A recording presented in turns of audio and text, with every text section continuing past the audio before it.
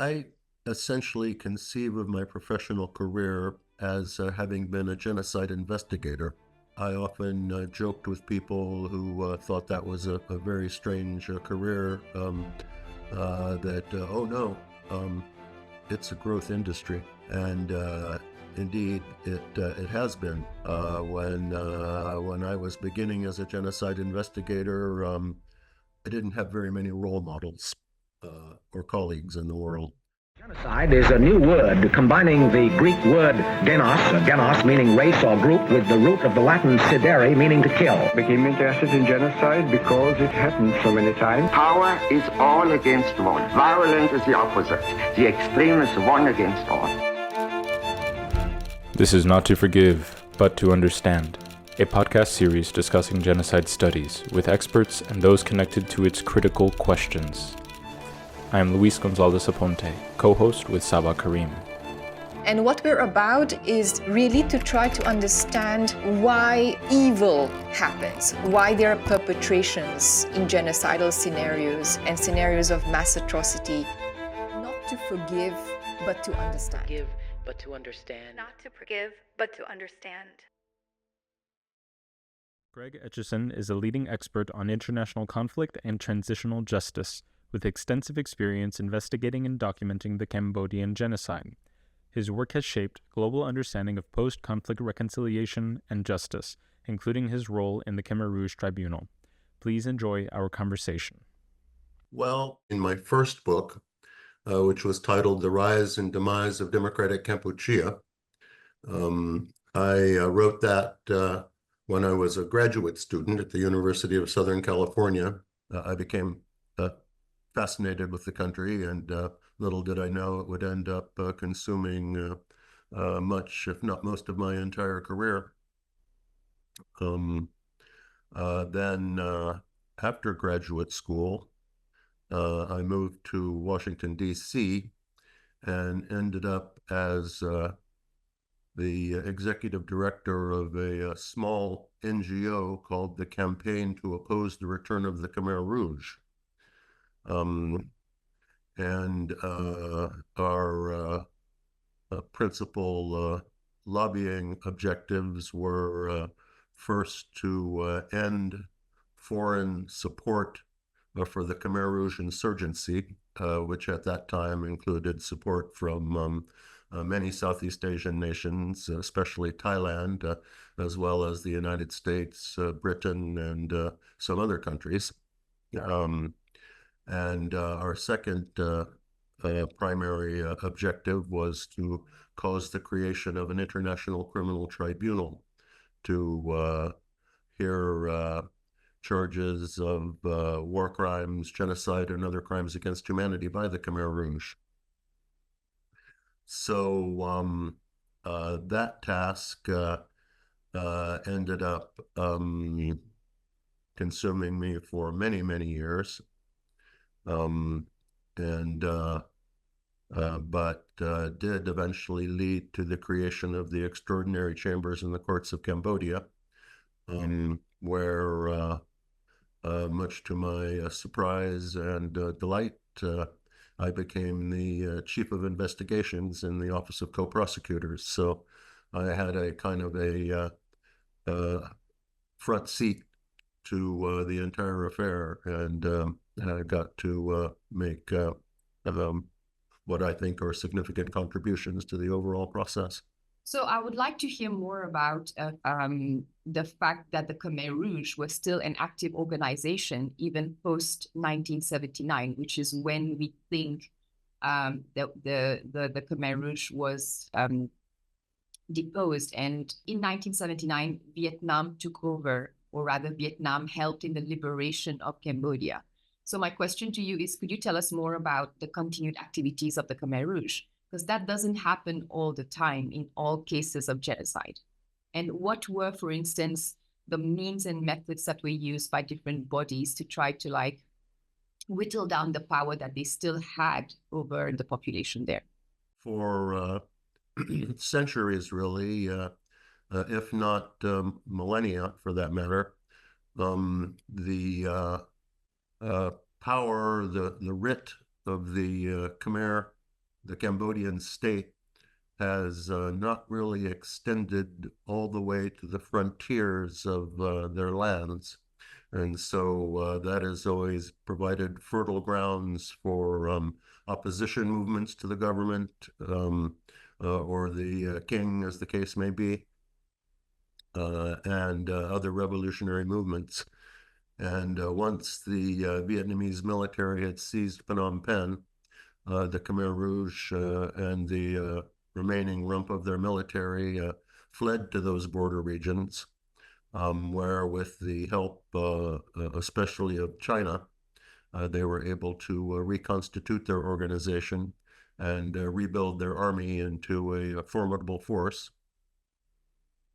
And they subsequently entered into an alliance with, oddly enough, the leader of the previous government, the remaining leaders of the previous government they had overthrown, the Khmer Republic, and its oppositional guerrilla movement, which was also in the borderlands, as well as the government that the leaders of the Khmer Republic had overthrown, that of former King Norodom Sihanouk. And so it became a tripartite alliance, of which the Khmer Rouge was by far the dominant player. And they were able to continue their insurgency, much to the detriment of the Cambodian people, into the late 1990s. So more than 20 years. It took more than 20 years to finally defeat this tripartite insurgency. And we also know that the fact of Hun Sen's involvement in the Khmer Rouge became very contentious during the negotiations that happened in the setup of the ECCC. And so my question to you is, how was that negotiated during that whole process? So many members of the Khmer Rouge were still in the active government when the ECCC was set up, or when the whole process was being negotiated? With great difficulty, I think it's fair to say. The Cambodian government had just succeeded in finally defeating the Khmer Rouge military organization, and was absorbing its military formations and effectively giving amnesties to its remaining leadership, just when the United Nations became engaged with the whole process, the whole idea of establishing an internationalized tribunal for the Khmer Rouge. And Hun Sen was faced with a delicate balance between trying to draw these formerly oppositional forces into some sort of concord or peaceful coexistence with his government, while at the same time many in the international community were demanding the establishment of some sort of tribunal to judge the Khmer Rouge's alleged crimes. And working out that delicate balance took the better part of another decade of negotiations and back and forth, during which, in my estimation, Hun Sen fairly well out-negotiated the United Nations negotiators, and ended up with a structure for the tribunal that was very favorable to his interests.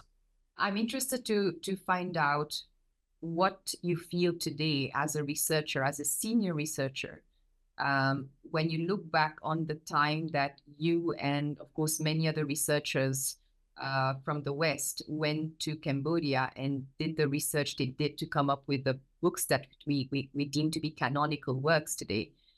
Do you feel that you would have done certain things differently, or that certain other things by other people should have been done differently? Well, when I wrote my first book on Cambodia, The Rise and Demise of Democratic Kampuchea, I had actually never been to Cambodia, never visited Cambodia. That was in the early 80s that I wrote the book. And I actually wasn't able to visit the country for the first time until 1993. But once I did begin visiting the country and spending more and more time there and becoming personally acquainted with most of the leaders of the government, that, of course, tremendously transformed my understanding of both the country and the Khmer Rouge themselves. But I think it was the establishment of the Cambodian Genocide program at Yale University is where the research really became supercharged with the institutional resources that were available at Yale and with funding from the United States government. We were able to establish an on-the-ground research center in Cambodia called the Documentation Center of Cambodia. And the amount of information we were able to accumulate truly transformed our understanding of the regime, how it operated, and what they had done. We established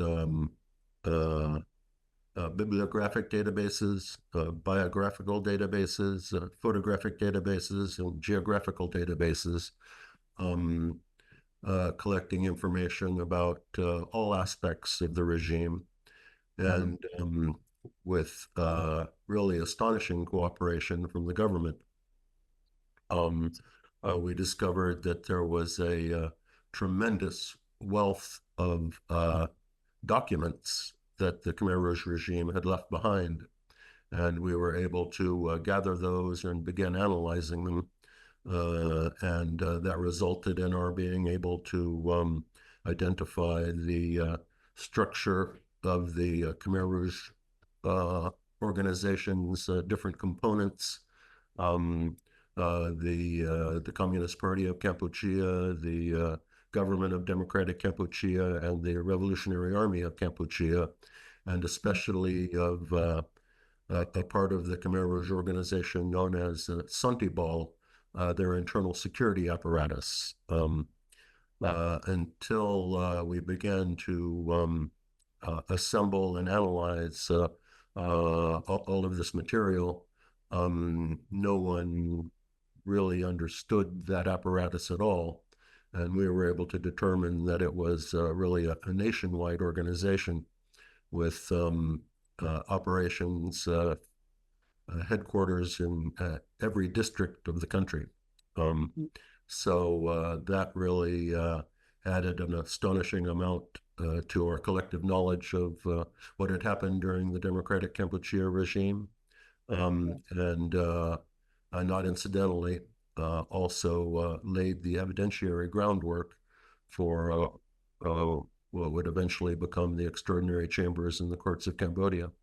I remember when I was doing my research on the Khmer Rouge regime, I came across the initial American scholars who had actually gone to witness what was happening in Cambodia and came back with a very different understanding of that compared to what we know today of the regime. And there were even scholars who actually praised the regime because maybe what was really happening was hidden from them. If I remember clearly, there was criticism that ensued because their understanding of what had happened was completely thwarted, completely oblique from reality. Is there anything you'd like to say about that, about how narratives about regimes change over time with research and with more information?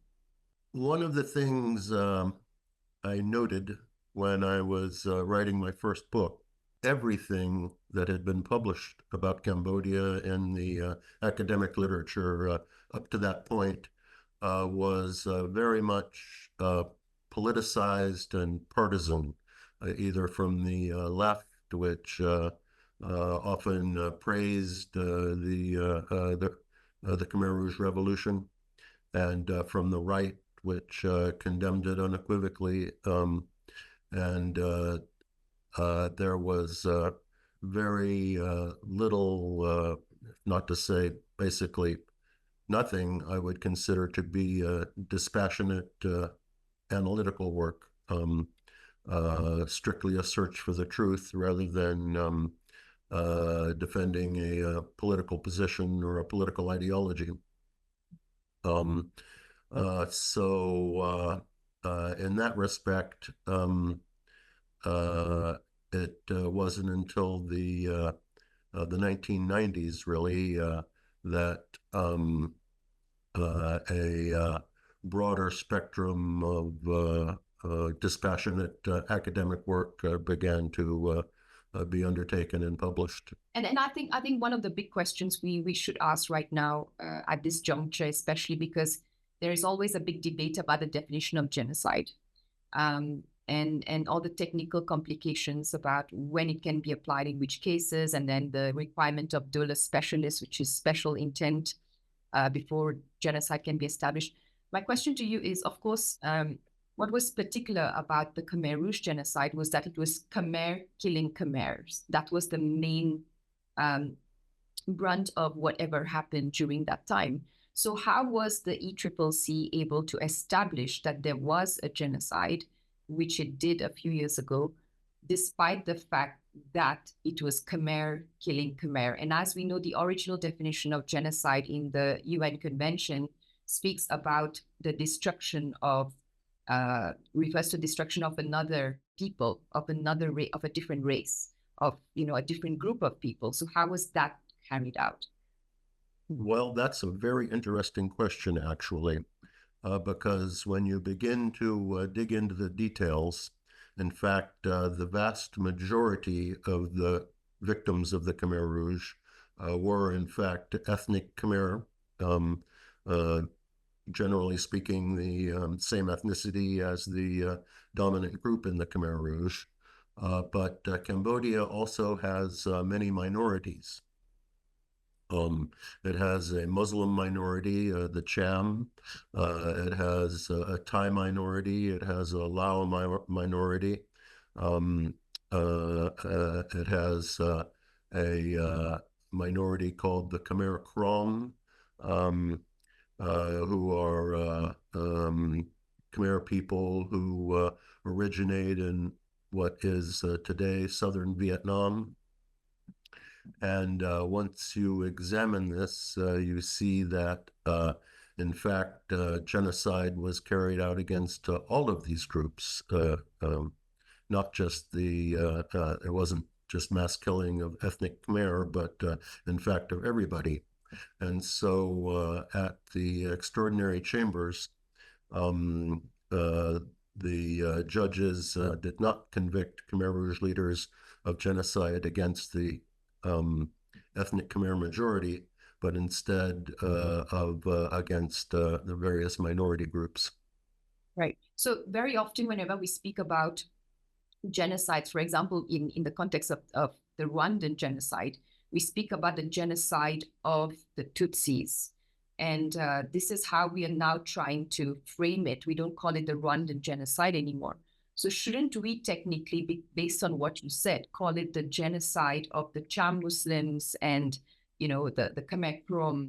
Well, that's quite right. But I think, generally speaking, what happened under the Khmer Rouge is referred to as the Cambodian Genocide. And of course, not very many people are familiar with all of the gory details. And so that's probably a good way to summarize the fact that all of these different minority groups within Cambodia were subjected to genocidal violence. And of course, the Khmer Rouge leaders were also convicted of crimes against humanity pertaining to what they'd done to the majority group in Cambodia, the ethnic Khmers. And in fact, genocide is a special case of crimes against humanity. The word genocide has a certain popular cachet and a certain political potency, but other types of crimes against humanity can be just as horrible. since we are on this topic about the definition of genocide, I think it is important to point out right now, even in these bigger debates we're having about other ongoing genocides in the world right now, we do have a problem with the definition of genocide itself, where in the court, in the extraordinary courts of extraordinary chambers of the Courts of Cambodia, it was important to find alternative ways to establish genocide, where there was a need to focus on the minorities who had been subjected to violence. The question that comes up is, of course, because we had to find these roundabout ways, in a way, we haven't done justice to the people, to the Khmers who were killed, who were murdered under that regime. And in the same way, then, I think for me, this brings me to the conclusion that it is quite sad that we need to keep finding roundabout ways to establish genocide when it is right there in our face. Would you agree? Well, on that note, there is a juridical precedent from Argentina where they found that genocide had been committed against the ethnic majority group in Argentina. And one of the Cambodian judges at the extraordinary chambers wrote a long and fascinating dissent to the genocide judgment, arguing that in fact the court should have found genocide against the ethnic Khmer majority as well. But that position was not agreed to by enough of the other judges for it to become part of the judgment. Given what you just said and your experiences, what lessons can other post-conflict societies draw from Cambodia's journey through this transitional justice, especially looking at the amount of hurdles and difficulties that were faced in the formation of the ECCC? I'm thinking about dealing with concerns that I believe that you've addressed in your writing, which are concerning classical legalism and strategic legalism, using law as a tool for politics and so forth. Well, it's interesting. From early on in the process of standing up and then operating the extraordinary chambers, the Cambodian government was loudly touting what was happening as a model for other post-conflict societies to adopt. And in fact, in the years since, two more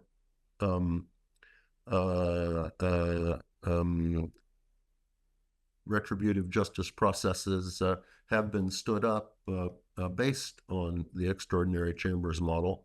The most interesting one is in the Central African Republic, where in fact, during the design of the special criminal court in the Central African Republic, several key players from the extraordinary chambers were brought in and attempted to modify the structure that had been used at the extraordinary chambers in an effort to avoid some of the more problematic aspects of the extraordinary chambers, especially the ability of the host government to manipulate the proceedings.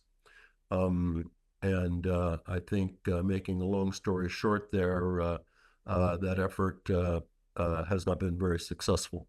And what precedent was there for the ECCC whenever it was being formed? I'm thinking about what other scholars, what other researchers would you have been able to look to? Because a lot of what I was able to gather from your writing was that it was rather unprecedented. A lot of the things that you were facing. Were you pulling from, or was everybody involved pulling from an idea of let's say in Nuremberg as kind of a prototypical model to follow? Yes, in fact, when we first conceived the notion that there should be a international criminal tribunal for the Khmer Rouge, at that time, the only precedent we had was Nuremberg. And so naturally, that was the only model we could look to. But of course, the parallels were very much inexact, since during Nuremberg, the victorious Allied armies were occupying and in total control of Germany, the land where all of the accused hailed from. Whereas in Cambodia, there was no such similar parallel. In fact, there was a government that was largely composed of people who were former Khmer Rouge themselves. And so that was very much a complicating factor. But on the other hand, well before we actually succeeded in getting a structure for the Khmer Rouge Tribunal established, by then we had the precedents of the International Criminal Tribunal for Yugoslavia and the International Criminal Tribunal for Rwanda. And so initially, those became the models, but that was rejected by the Cambodian government, and over many years of very difficult negotiation with a bewildering array of interlocutors from all over the world, the structure that was eventually settled upon gradually emerged.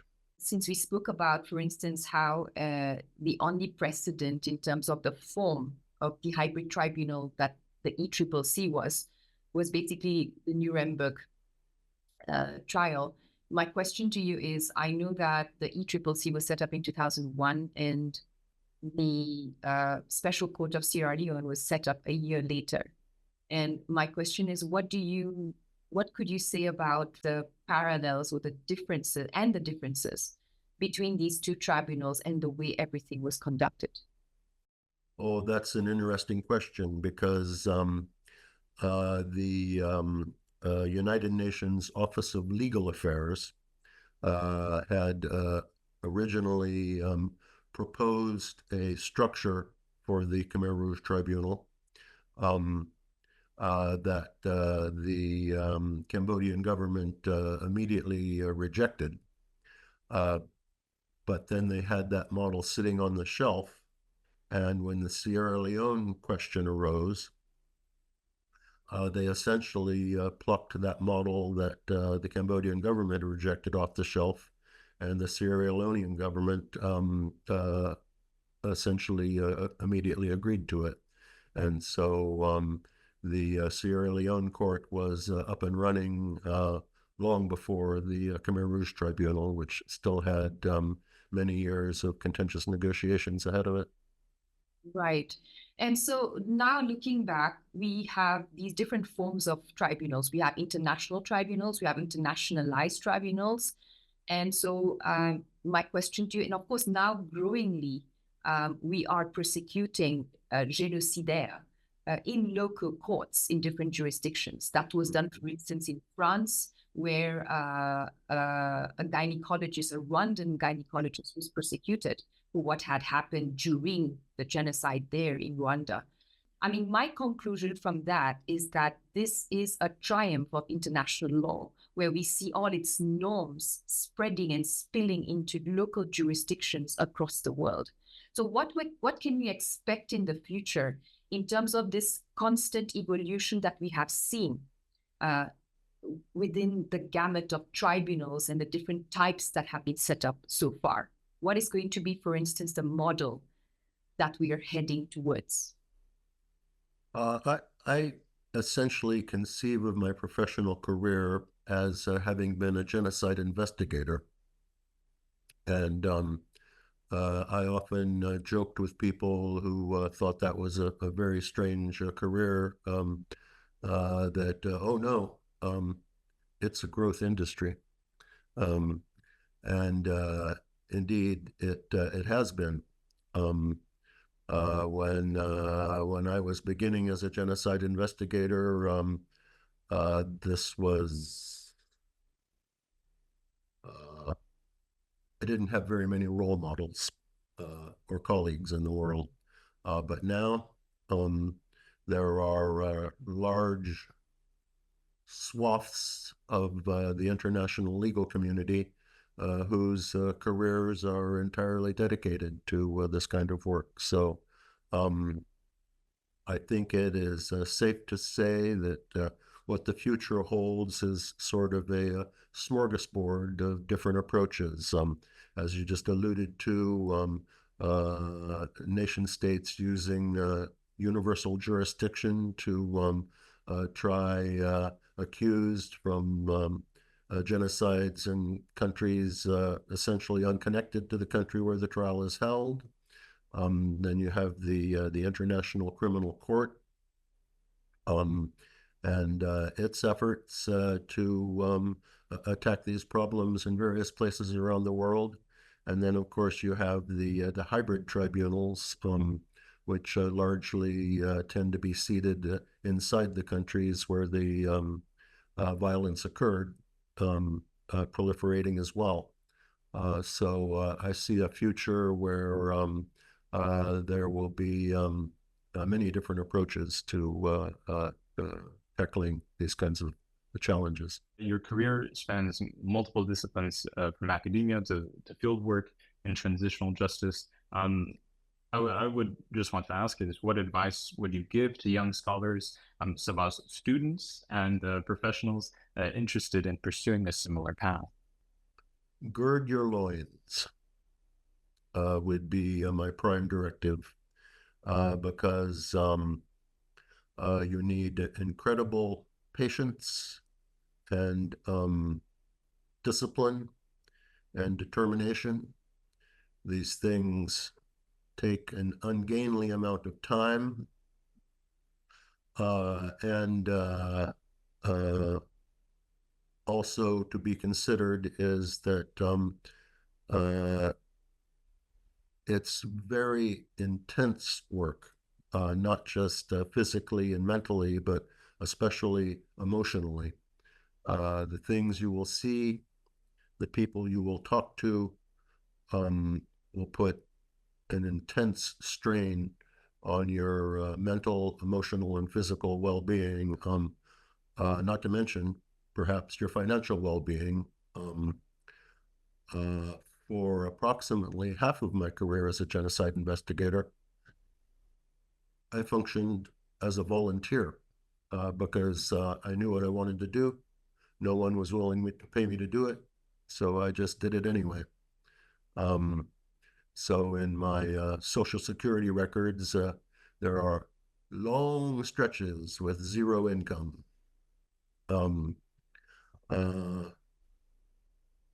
You have to really want to do this kind of work in order to be able to sustain it. Craig, I'm interested in talking about, as I said at the beginning of the podcast, the other experiences that we don't really necessarily document, especially when we have the academic format in front of us and we are limited by it. I'm interested, let's start off with the piece that you sent us, Genocide Studies and Prevention, the Arts and Literature section, which I edit. You sent a very insightful piece about what went on. I think the title of the piece that you sent in was Pol Pot's Pyre. So could you tell us more about that event, which is of historical importance, but which you witnessed? And I specifically think of the verses in that piece where you talked about how the people around the bonfire told you, well, you can take the bones of Pol Pot, of course. So could you tell us more about that whole event? Well, This was shortly after the surrender of the Khmer Rouge to the final surrender of the Khmer Rouge to the government, or rather their final defeat, the capture of the final military units in resistance. And I decided to take a field trip to visit what had been Khmer Rouge headquarters in far northern Cambodia, really out in the jungle, right on the Thai border. And this was where the Khmer Rouge Supreme Leader Pol Pot had made his last stand and subsequently died, and he had been cremated on basically a pile of rubbish, furniture and tires. And I thought that I had spent many, many years trying to put Pol Pot in jail. And here I was with his ashes. And so I thought, well, if I can't put him in jail, I'm going to put him in a film canister. And so I collected a small amount of remains from the funeral pyre, and I still have them somewhere here. But there were so many peculiar aspects to that particular field trip. One of the things that I had heard was that Cambodians were visiting the site of this cremation and praying to the spirit of Pol Pot for lucky lottery numbers, which, considering that one of the first acts of the Khmer Rouge when they seized power was to abolish money and currency. There's a certain irony there. But the young, formerly Khmer Rouge soldiers, now wearing government uniforms, who were guarding that place, I asked them, I said, "Oh, so is it true that people come here and pray to Pol Pot's spirit for lucky lottery numbers?" And the soldiers responded, "Yes, it's true that they come here to pray for peace." And I said, "Yes, yes, everybody loves peace. Everybody wants peace. What about the lucky lottery numbers?" And he said, "Yes, it's true. Everybody comes here to pray for peace." So I thought, okay, they've got their story down and they're sticking to it. So what is what we don't understand here from our perspective and our understanding of the world? What is really going on in that belief system that justifies their worshipping literally a person who we all know is a genocidaire, and is a genocidaire to their society too? Or have I probably gotten that wrong? Well, there's a variety of things going on, and part of it has to do with Cambodian culture and the extremely important role that the spirit world plays in Cambodian culture.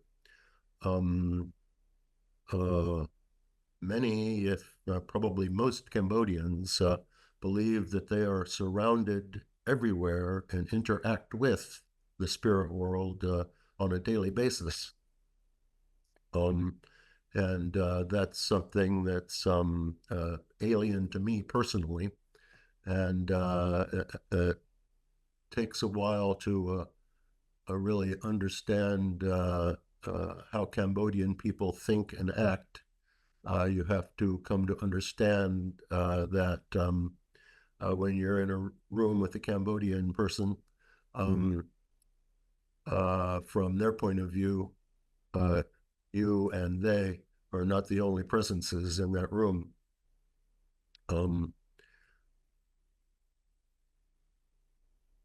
For example, when I was with the Cambodian Genocide program at Yale, I would spend half of each year in Cambodia conducting field research. And in one of my first long stints in Cambodia, it transpired that a relative of my assistant fell ill, and my assistant wanted to go out and take some medicine to this relative, and that person lived in an extremely remote part of Takao province in the southwestern part of the country. So we loaded up and ventured out there. And when we arrived in this little village out in the middle of nowhere, the local people were astonished and fascinated to see me, because they claimed they had never seen a white person before. And so I was an object of immense curiosity. And they immediately convened a council of elders to interrogate me in an attempt to determine whether I was a human being or something else, possibly a spirit. And, you know, if a spirit, a malevolent spirit or a friendly spirit. And so they asked me many questions, and at one point they said, well, are you married? And I said, no, not yet, but I'm looking. And one of them said, oh, well, no problem. You've come to the right place. We have many wonderful girls, and you can choose one. And I said, oh, well, oh, we can discuss that. And then he said, oh, but she wouldn't know what to cook for you. And I said, oh, no, that's not a problem, because I really like rice. And besides, I like to cook. And so I can show her what I like to cook, what I like to eat. And oh, the elders erupted at that. They'd caught me. Clearly, I was not a human being, because everybody knows that men can't cook. And so they decided that I was an alien from another world. I'm sure that it was not the first time that the local population there had this approach to you. I'm sure that this happened many times. And I'm actually very curious as a researcher how this sort of othering that they did to you would have probably affected the research work that you were doing over there. Do you think that it affected the other scholars you saw who came from different parts of the world into the country there? Oh, I'm sure it did, but you know, it in some senses it works in both directions. More than a few times, I would show up in some remote rural village and locate a Khmer Rouge or a former Khmer Rouge that I wanted to talk to. And you know, I'm a little bit overweight and have very white skin. And so I would walk up to my target person and say, hello, aren't you the one they used to call him? In the Khmer Rouge, they had code names. Depending upon how important you were, maybe you had many code names. And in many instances, this was a name that was super secret, and the individual probably hadn't been addressed that way for many years, and that would blow their minds and give me a very strong psychological advantage, like, oh my God, who is this fat foreigner who knows my deepest secrets?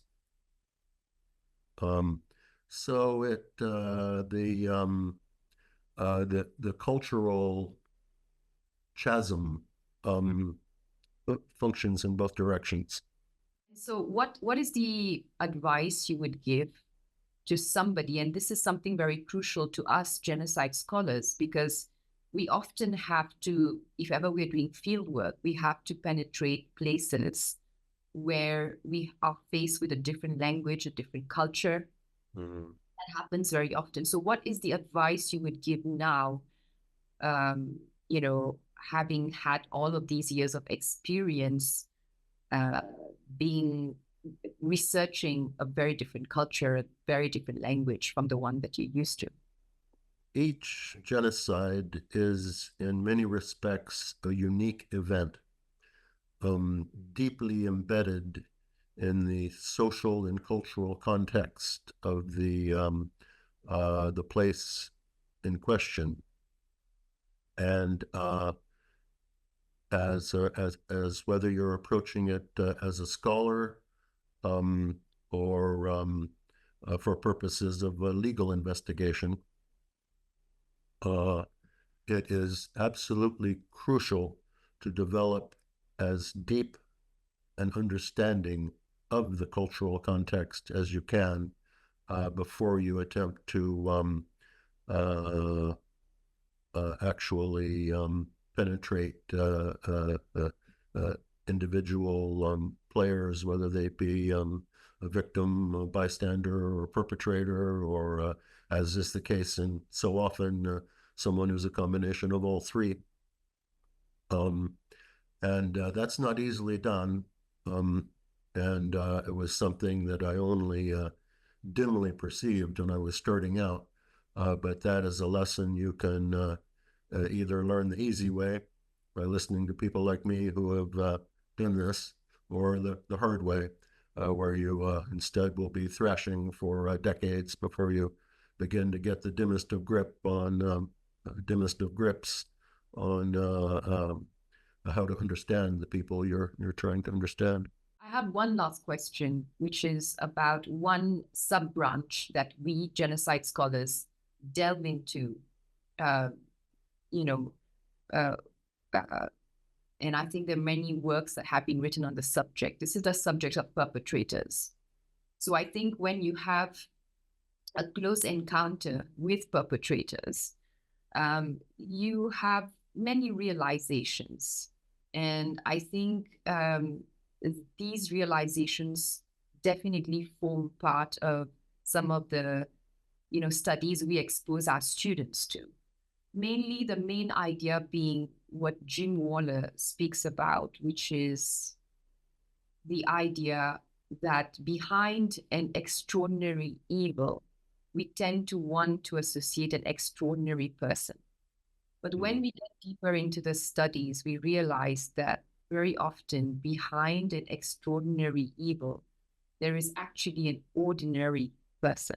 Well, on the question of perpetrators, it's really a complex category. There are many different kinds of perpetrators, ranging from the masterminds at the heads of these kinds of movements, your Hitlers and your Pol Pots and what have you, down to the lowest level perpetrators, the militiaman out in a village with a club bashing people's heads in, and the the mentality of these various different players varies tremendously. In the case I know the best, that of the Khmer Rouge, the top leadership of that movement were very sophisticated people. Some of them had PhDs from European universities and were well versed in the history of arts and sciences, so extremely sophisticated people. Although in most cases, these people thought they were far more intelligent and clever than they actually were. The Khmer Rouge leaders had spent decades studying communist ideology and the classics of communist theory, but their grasp of the fundamentals of Marxist theory and Leninist theory were rudimentary, to say the least. So to that extent, yes, I would agree. They're reasonably sophisticated individuals, but not nearly as smart as they think they are. This was Not to Forgive, but to Understand, with our guest, Craig Etcheson. To our listeners, don't forget to like, subscribe, and stay tuned for more discussions.